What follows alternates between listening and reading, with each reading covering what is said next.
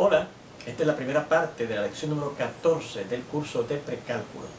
Vamos a ver un segundo método que tenemos a nuestra disposición para decidir si una función que está representada por medio de una fórmula es o no inyectiva. Y ese método está descrito en este párrafo que dice: otra forma que tenemos a nuestra disposición para decidir si una función representada por medio de una fórmula es o no 1, 1. Recuerda que decir que es o no 1, 1 es lo mismo que decir si es o no inyectivo o si es o no una inyección, ¿verdad? Porque esas son tres palabras para el mismo concepto, es mediante la solución de la fórmula que nos da la función, para su variable independiente. Si encontramos que la variable independiente, tiene más de un valor y esos valores que encontramos que puede tener la variable independiente producen un mismo valor en el alcance, la función no será inyectiva. Y claramente, pues, eso tiene que ser así, porque recuerde que para que una función sea inyectiva, valores diferentes del dominio tienen que estar relacionados con valores diferentes en el alcance. Y si encontramos que los valores diferentes que hayamos encontrado para la variable independiente, que recuerde que representa los valores del dominio de una función, producen un mismo valor en el alcance, pues obviamente se viola la condición de lo que es una función inyectiva. Y fíjense en estos ejemplos que dice: determine si las siguientes funciones son o no inyecciones. ¿Okay? Bueno, y la primera nos presenta una función, ¿verdad?, dada por esta fórmula que dice que la y es igual al valor absoluto de x menos 3. Bueno, pues como el método requiere que uno resuelva nuestra fórmula para la incógnita, para la variable independiente como incógnita, que en este caso pues sería la x, ¿verdad? Pues vamos a ver cómo yo puedo rescatar la x de dentro de ese valor absoluto, ¿verdad? Recordamos la definición de valor absoluto que vimos desde el álgebra elemental, que decía que el valor absoluto de un número, como lo es el x menos 3, puede ser una de dos cosas: el mismo número que está dentro del valor absoluto, si es que ese número, el x menos 3, es mayor o igual que 0, o sea, si es positivo o 0. O será el negativo de ese número que está dentro del valor absoluto, si es que ese número que está dentro del valor absoluto es menor que 0, o sea, si es negativo. Así que eso quiere decir que este valor absoluto de x menos 3 tiene dos posibilidades para hacer: es x menos 3 o el negativo de x menos 3. Así que eso quiere decir que la y puede ser una de esas dos cosas, el x menos 3 o el negativo de x menos 3, en cuyo caso esto se simplifica, ¿verdad? Recuerde que cuando usted busca el negativo de una expresión dentro de un paréntesis, lo que tiene que hacer sencillamente es cambiar el signo a cada término. Así que el x se convertiría en negativo x, que lo ponemos en segunda posición, y el negativo 3 se convertiría en 3, que lo ponemos en primera posición. Así que fíjense que la y puede ser una de dos cosas: x menos 3 o 3 menos x. Bueno, pues de aquí yo sacaría que la x, ¿verdad?, dejando la x en el lado derecho, sería igual a esta y, que está en el lado izquierdo, y este menos 3 lo transponemos en el lado izquierdo como más 3. O de aquí yo puedo sacar que esta x, que lo transpongo al lado izquierdo como x, sería igual a este 3, que está en el lado derecho, y transpongo la y, que está en el lado izquierdo, al lado derecho, como menos y. Así que fíjense que hemos encontrado que la x, la variable independiente, al yo resolver nuestra fórmula para esa variable independiente, tiene dos valores, ¿sí? Y más 3 y 3 menos y. Bien, así es que lo que tenemos ahora que asegurarnos es ver si esos dos valores diferentes de la x producen un mismo valor en el alcance, porque si producen dos distintos, pues no hay problema, ¿verdad? Valores diferentes de la x van a valores diferentes en el alcance. Pero vamos a ver si se produce el mismo valor en el alcance. ¿Qué tendremos que hacer para decidir eso? Pues vamos entonces a la fórmula original de la función, y donde quiera que aparezca x, primero ponemos esta posibilidad de la x, y luego pondremos esta otra posibilidad de la x, a ver si nos da el mismo valor. Bueno, pues empezamos. A ver, el primer posible valor que puede tener la y, que la estoy llamando y sub 1, sería el valor absoluto de, ¿verdad?, sustituyendo en esta fórmula, la x, pero que vamos a tomar la x ahora como y más 3, ¿verdad?, y menos 3. Y entonces si yo simplifico esto, será el valor absoluto de, fíjense que el 3 y menos 3 a combinarse se eliminan, dan 0, y no queda nada más que el valor absoluto de la y.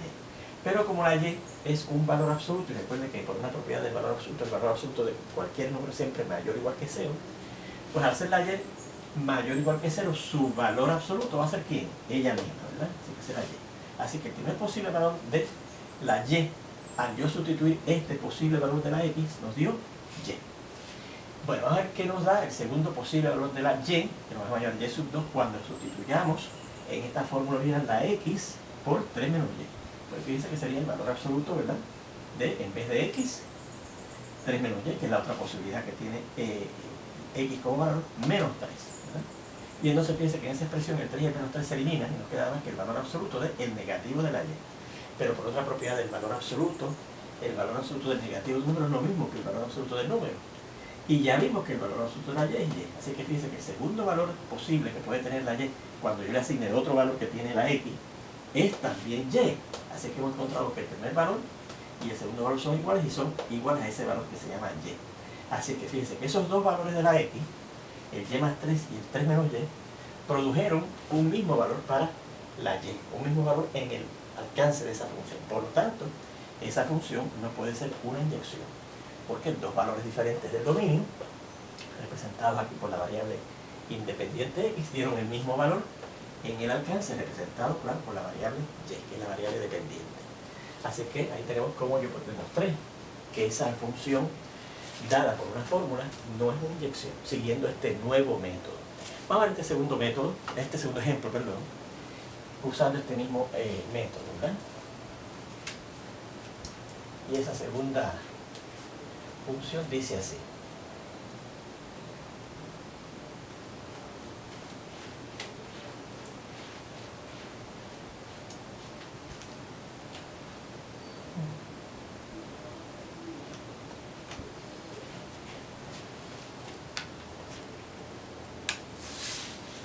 Dice f de x es igual a la raíz cuadrada a 5 a 2 sobre 5 menos 3 por x cuadrado. ¿Okay? Bueno, pues nos dan esa fórmula, ¿verdad?, para representar esa función llamada f de x, y quiero decidir si esa función es o no una función inyectiva. Recuerde que el método que estamos usando ahora requiere que yo resuelva nuestra fórmula por la variable independiente, que aquí claramente vuelve a ser la x, ¿verdad? Bueno, pues vamos a simplificar esta expresión. Fíjense que en vez de usar la notación decimal de f de x igual a eso, a esa expresión, voy a cambiar la f de x por la variable dependiente y, es lo mismo, ¿verdad? Porque recuerde que y es lo mismo que representa f de x. Me parece que tenemos que y será igual a 2 sobre 5 menos 3x cuadrado, ¿ok? Bueno, pues fíjense que tenemos una ecuación fraccionaria, ¿verdad? Así que empezaríamos eliminando esa fracción. Y recuerde que la eliminamos multiplicando sencillamente por el mínimo denominador común que haya entre las fracciones que contiene la ecuación fraccionaria que vamos a resolver. Y como tiene nada más que una sola fracción, pues el mínimo denominador común es el único denominador que hay en esa ecuación fraccionaria, ¿verdad? Que es el 5 menos 3x cuadrado. Vamos a multiplicar del lado izquierdo, que es y por esto, aplicando la ley distributiva de la multiplicación sobre la resta. Tenemos y por 5, 5y. Y y por esto dará menos 3yx cuadrado. Y en el lado derecho, cuando yo multiplique esta fracción por esto, fíjense que este denominador cancelará con este factor por el cual estamos multiplicando y nos queda el lado izquierdo. Y logramos eliminar, fíjense, la fracción que teníamos en el lado derecho en esa ecuación fraccionaria. Como estamos resolviendo para x, vamos a seguir ahora dejando este término, que es el único que contiene nuestra incógnita x, en el lado izquierdo, ¿verdad? Así que se queda ese término menos 3yx cuadrado. Y acá tendremos 2 y este 5y que no tiene x lo pasamos al lado derecho como menos 5y. Ese término 5y que no tiene la x la pasamos al lado derecho como menos 5y al transponerlo, ¿verdad? Ahora, para dejar la x sola, dividiremos entre menos 3y a ambos lados de esa ecuación, aplicando la ley de división de las igualdades. En el lado izquierdo el menos 3y se elimina y nos queda sencillamente x cuadrado. Y acá nos queda 2 menos 5y sobre menos 3y, que yo podría aplicar la ley de signo, es una fracción cambiando el signo abajo y arriba. Abajo se convertiría en positivo 3y y arriba, al cambiar el signo, este negativo 5y se convierte en positivo, pero lo coloco en primera posición. Y este 2 que es positivo se convierte en negativo, lo colocamos en segunda posición. Así que x cuadrado sería igual a esa expresión, ¿verdad? 5y menos 2 sobre 3y. Y ahora para bajar de x cuadrado a x, buscamos raíz cuadrada en ambos lados, ¿verdad? La raíz cuadrada de x cuadrado me dará la x cuadrado a la x, y como estoy buscando la raíz cuadrada de x cuadrado y eso es lo mismo que esto, pues será por sustitución lo mismo que buscar la raíz cuadrada de lo que está acá, 5y menos 2 sobre 3y. Y aquí la raíz cuadrada de x cuadrado, por una propiedad que estudiamos en el álgebra intermedia sobre radicales, dará el valor absoluto de la x será igual a esa expresión, raíz cuadrada de 5y menos 2 sobre 3y. ¿Okay? Bueno, y ahora finalmente, si el valor absoluto de la x es eso, esa expresión que dice raíz cuadrada de 5y menos 2 sobre 3y, pues la x podrá ser eso mismo o el negativo de eso, ¿verdad? Por la misma definición de el valor absoluto, ¿verdad? Es o el mismo número o el negativo del número que esté dentro del valor absoluto. Así que será más o menos la raíz cuadrada de 5y menos 2 sobre 3y. Bueno, notamos que efectivamente, al igual que en el otro caso, la x tiene dos valores, ¿verdad? Aquí tenía este valor y este valor en este primer ejemplo. Aquí la x tiene estos dos valores, raíz cuadrada de 5y menos 2 sobre 3y y negativo raíz cuadrada de 5y menos 2 sobre 3y. Así que anotamos ese comentario, ¿verdad? Y decimos de donde observamos que la variable independiente tiene dos valores, ¿verdad? Así que empezamos a sospechar que esa función no es inyectiva, ¿verdad? Así que de donde observamos que la variable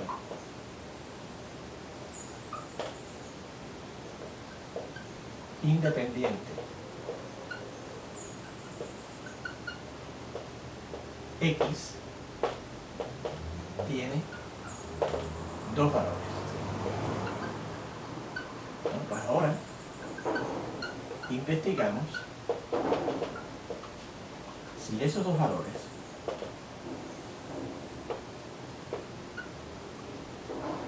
de la variable independiente x produce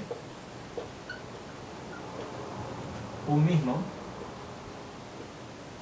valor en el alcance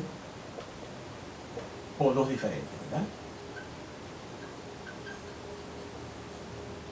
Si son el mismo valor, pues entonces la función no es inyectiva porque dos valores diferentes del dominio, esos dos valores de la x habrán ido o estarán relacionados con el mismo valor en el alcance y entonces eso no es una función inyectiva. Pero si produce dos valores diferentes, entonces sí es una función inyectiva, ¿verdad? Vamos a ver. Pues, como hicimos en el primer ejemplo, lo que tenemos que hacer ahora es sustituir en la fórmula original. Procedemos a sustituir estos dos valores de x en la fórmula original, que era la que nos daba precisamente la función, ¿verdad? Así que buscamos primeramente el primer posible valor de f de x, que lo vamos a llamar y sub 1, ¿verdad? Bueno, para sustituir en esta fórmula esa expresión tendremos la primera de las dos expresiones, ¿verdad? 2 sobre 5 menos 3 por la x, y voy a tomar primero el valor positivo, raíz cuadrada de 5y menos 2 sobre 3y, y dice que eso se va a cuadrar, ¿verdad? Esa es la fórmula. Así que esto será 2 sobre 5 menos 3 por, y entonces cuando yo cuadro esa raíz cuadrada, recuerde cuando usted cuadra una raíz cuadrada, o usted eleva la n, una raíz n, sencillamente se elimina el radical y sale lo que está dentro, sale el radicando limpiecito, ¿verdad? Sin radical. 5y menos 2 sobre 3y. Y ahora notamos que al simplificar esto, arriba tenemos 2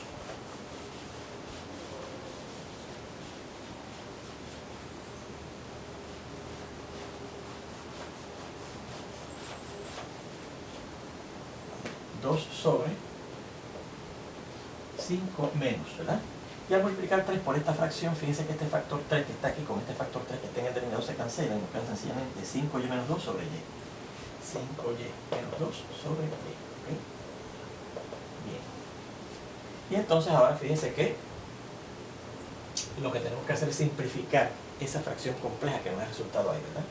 Fíjense que una fracción compleja porque contiene una fracción en su denominador. Y recuerden que el primero de los métodos para resolver o para simplificar más bien fracciones complejas es multiplicar el numerador y el denominador de la fracción compleja por el mínimo denominador que haya entre las fracciones que contiene esa fracción compleja. Y como esta fracción compleja, la única fracción que contiene es esta, y su denominador y pues ese es el mínimo denominador común que hay entre todas las fracciones que contiene esa fracción compleja.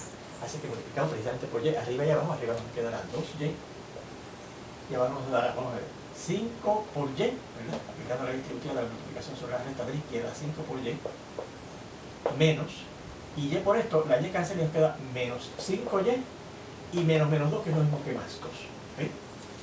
Bueno, pues entonces fíjense que abajo, arriba nos queda el 2y y abajo el 5y y el menos 5y se eliminan y nos queda sencillamente 2.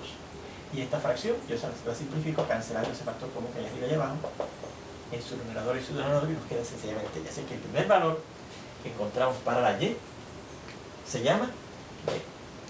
Vamos al segundo valor que encontramos para la y cuando yo sustituya en la fórmula original el segundo valor que puede tomar la x, que es el negativo de la raíz cuadrada de 5y menos 2 sobre 3y, ¿verdad? Así que sustituyendo en esa fórmula, nuevamente tenemos el 2 arriba sobre 5 menos 3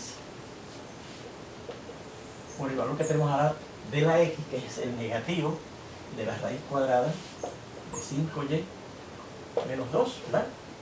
Sobre 3y. Y eso, ese valor de la x, dice la fórmula que se va a cuadrar.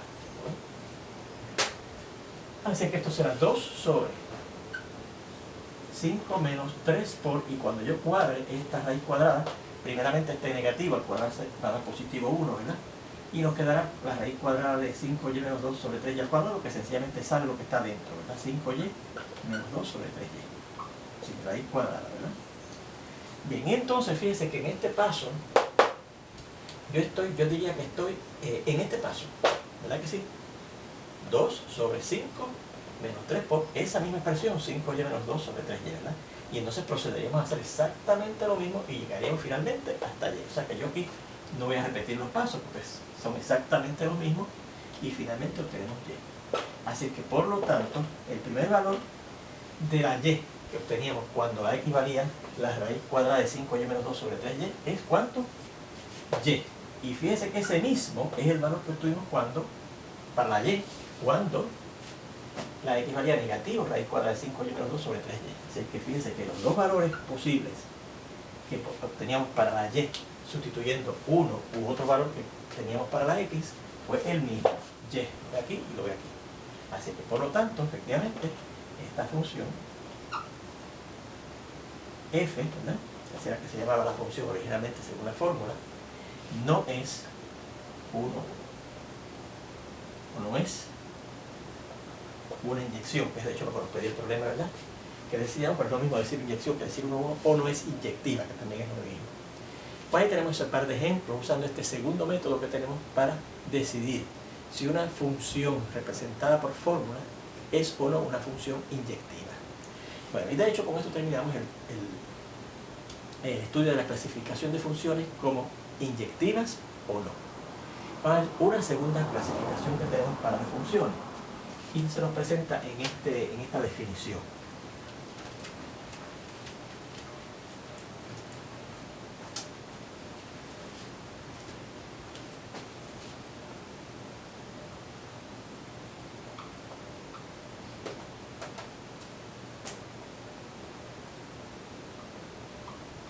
Una función f que tiene como dominio el conjunto A, un conjunto A, y como alcance a un conjunto B, se dice que es surjectiva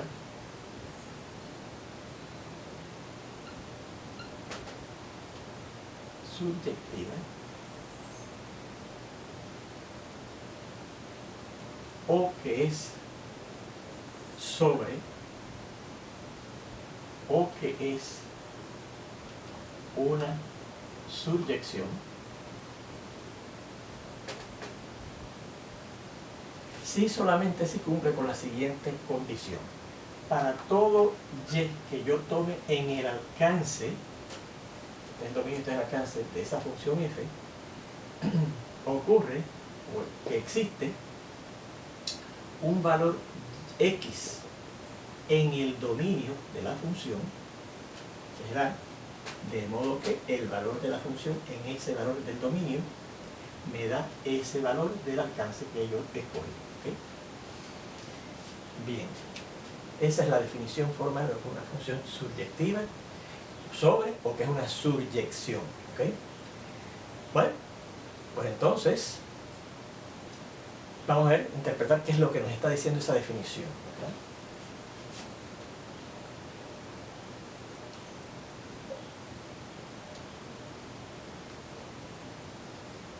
Fíjense que se nos está diciendo que para que una función sea una surjección o subyectiva o sobre.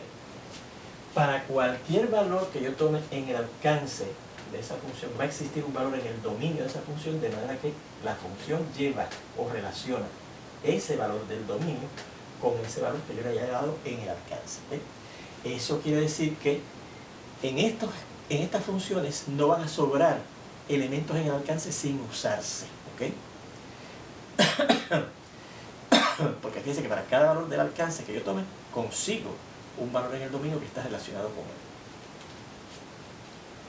Vea que para que una función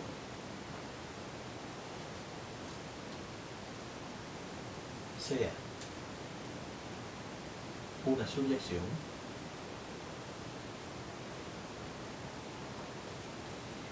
todos los valores en el alcance, porque fíjense que ahí usted toma un valor primero, ¿verdad? Tienen un valor en el dominio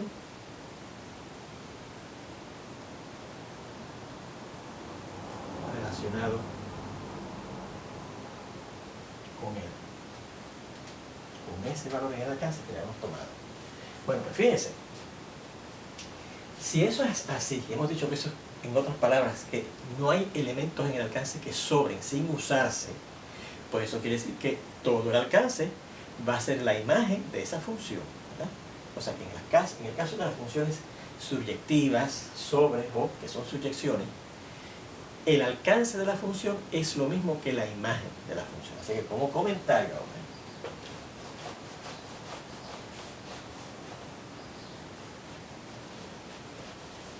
vea que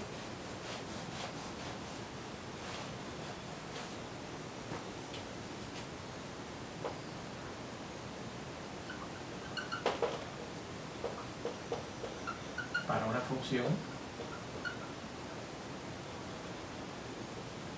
subyectiva,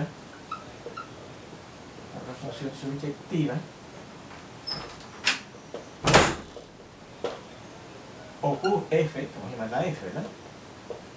Ocurre que la imagen de esa función f es el alcance de esa función f, coincide con el alcance, ¿ve? Y vamos a ver unos ejemplos, ¿ve? Y los primeros ejemplos que vamos a ver son precisamente los mismos ejemplos que vimos cuando estudiamos las funciones inyectivas para decir si hay inyecciones o no, ¿verdad? Y son estas que les voy a mostrar aquí.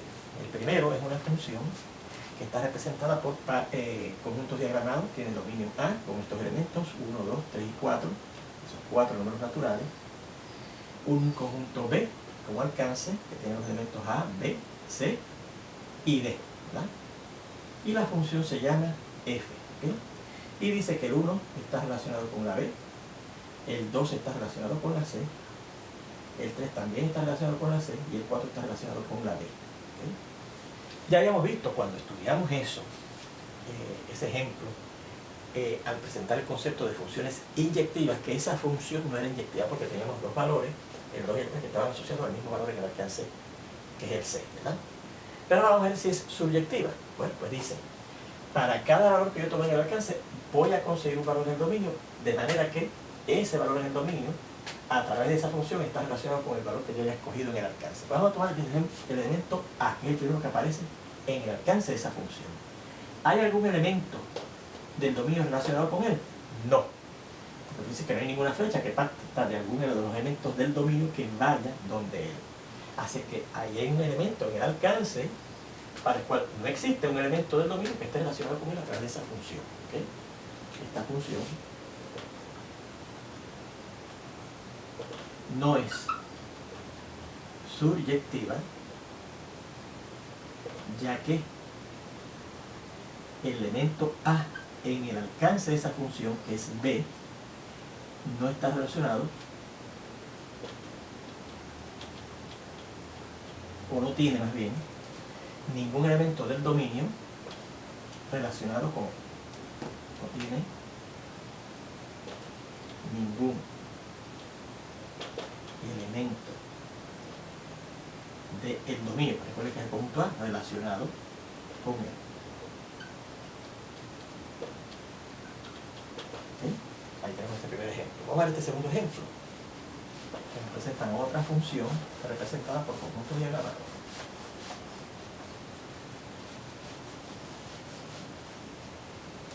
Y la función que nos presentan es esta.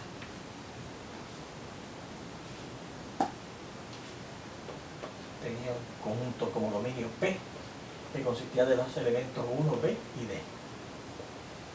Y tenía un conjunto Q como alcance, que tenía como elementos a los valores A, X, Z y B mayúscula. ¿Okay? Y entonces se llama la función G, y relaciona el 1 con la Z, la B con la A y la D con la B mayúscula. Cuando estudiamos conceptos de funciones inyectivas, vimos que esa función era inyectiva, porque fíjense que cualquier pareja que yo tome de valores en el dominio se relaciona con valores diferentes en el alcance. Así que esa función era inyectiva. Ahora, fíjense que esa función no es subyectiva, porque hay un elemento en el alcance, que es el X, para el cual no existe un elemento en el dominio relacionado con él. Ocurre lo mismo que ocurría aquí, ¿verdad? Este elemento A en el alcance no tenía ningún elemento del dominio relacionado con él. Así que por eso es que esta función no era subyectiva. Y por eso es que esta función tampoco es subyectiva, ¿verdad? Porque existe este elemento en el alcance para el cual no existe un elemento en el dominio relacionado con él. ¿Okay? Así que aquí G no es, vamos a decir en este caso, sobre. Recuerde que según se dice subyectiva, también se puede llamar sobre. ¿Okay? Según el caso de las funciones inyectivas, se le puede llamar 1-1. En el caso de las funciones subyectivas, también se le puede llamar sobre. O también se le puede llamar que es una subyección. Según el caso de la inyectiva, también se le puede llamar que es una inyección. ¿Se acuerdan? Bien, pues esta no es sobre, ya que para este elemento X en el alcance de esa función, que es el conjunto Q, no existe un elemento en el dominio de esa función, que es P, que esté relacionado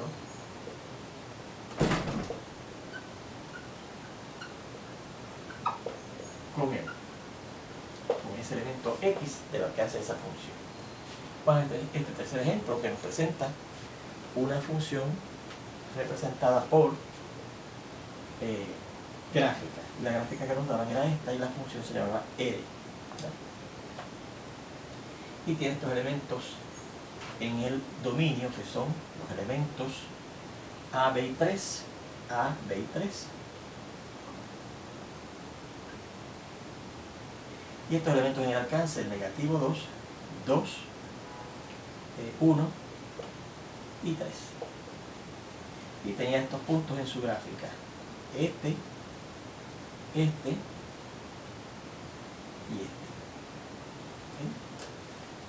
Bueno, cuando estudiamos esa función para analizar el concepto de función inyectiva, vimos que esa función no era inyectiva porque había dos elementos del dominio diferentes, que hay el 3, que estaban relacionados con el mismo elemento en el alcance, el negativo 2. Así que no era una función inyectiva. Y vamos a ver si es subyectiva o no. Vamos a ver si todos los elementos del alcance tienen un elemento del dominio relacionado a ellos. Vamos a empezar con el negativo 2. ¿Tiene el negativo 2 algún elemento del dominio relacionado a él? Pues sí, tiene de hecho 2. Tiene el A y el 3. Los dos están relacionados con el negativo 2. Vamos al siguiente elemento del alcance, que es el 2. A ver si hay algún elemento del dominio relacionado con él. Y si usted pasa, ¿verdad?, la línea esa horizontal, que es la que es clásica, ¿verdad?, la línea paralela al eje de X, ¿verdad?, a ver si toca la gráfica en algún punto, vemos que esa línea que yo trazaría paralela al eje de X y a través de ese punto con ordenada 2, no toca la gráfica, porque la gráfica consiste de esos 3 puntos y no pasa por ninguno de esos 3 puntos, ¿verdad? Así que eso quiere decir que el 2 no tiene ningún elemento del dominio relacionado con él. Fíjense que lo mismo ocurría con el 1. El 1 no tiene ningún elemento del dominio relacionado con él. Así que de hecho en este caso hay 2